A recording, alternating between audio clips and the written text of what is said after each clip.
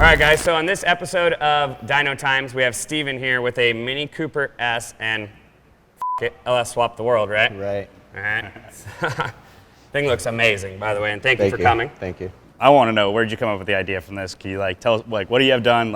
And did you wake up one morning, you're like, I'm gonna put an LS in a Mini? Well, back in 2016, I had originally came across this car on Craigslist, and it had a small block in it. All right. And it literally was nothing like this. So I spent the last 3 years, after I blew up the small block, I decided to go to an LS, take the automatic that the previous owner had put in there, and put it to a T56 6-speed transmission. Yeah. So what's the purpose though that you built it? I mean, I know, but they want to know what's the purpose. It's basically a full drift car. I'm gonna go out and smoke some tires and have fun in this thing.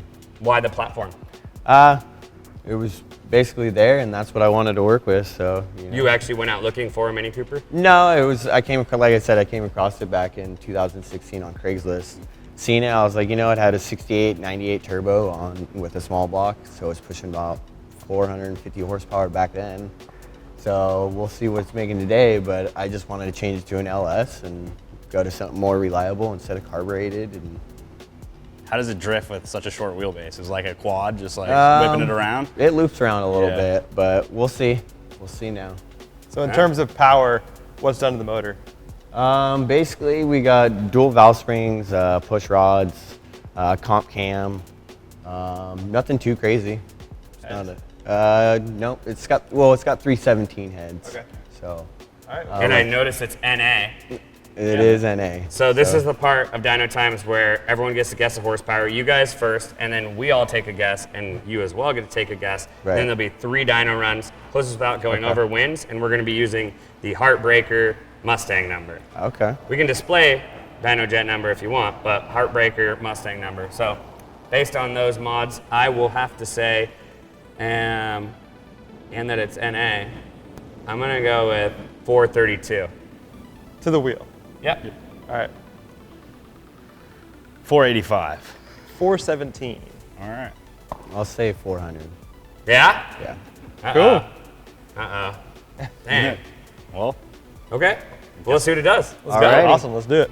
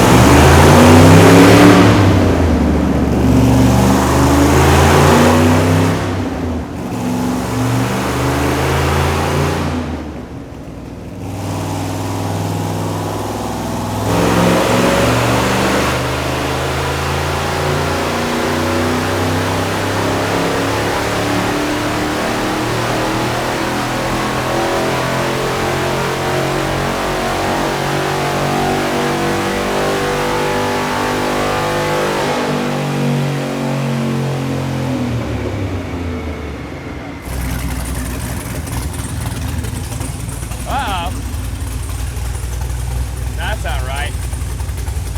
That can't be right.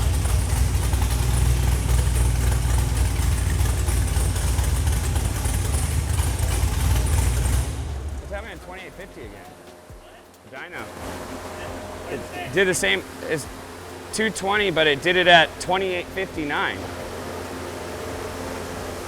And then didn't go anywhere. Like, it sounded like it was just taking. How much weight did you put it? 2,500.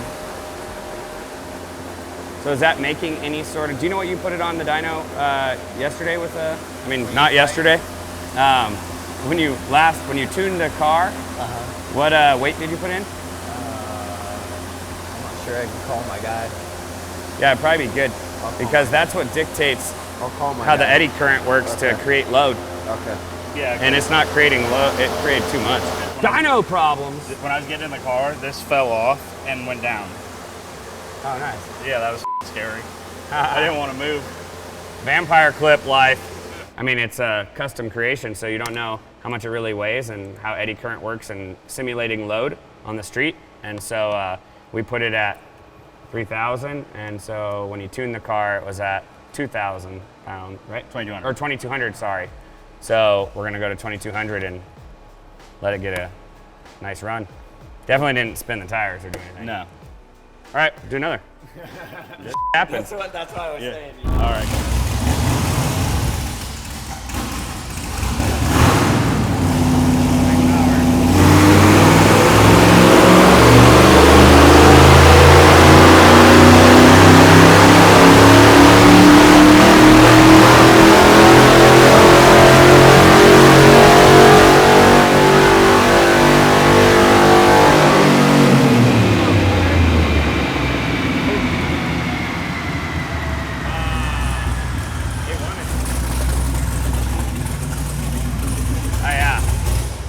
Breaking up right there, but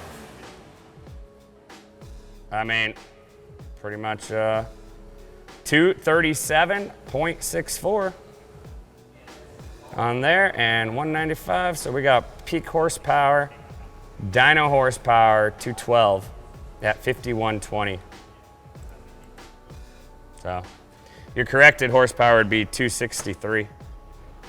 At least it makes me feel better that you're it's like consistent. All right, cool. But I mean, I definitely have to bring this back once you. Oh yeah, no, for sure. Yeah, we have to get back. Well, let's go up here. All right, so obviously you told us before you came that you just got this car done, and you haven't even really got to do anything with it besides throw it on, grab a tune real quick, and come to Speed Society. Yeah.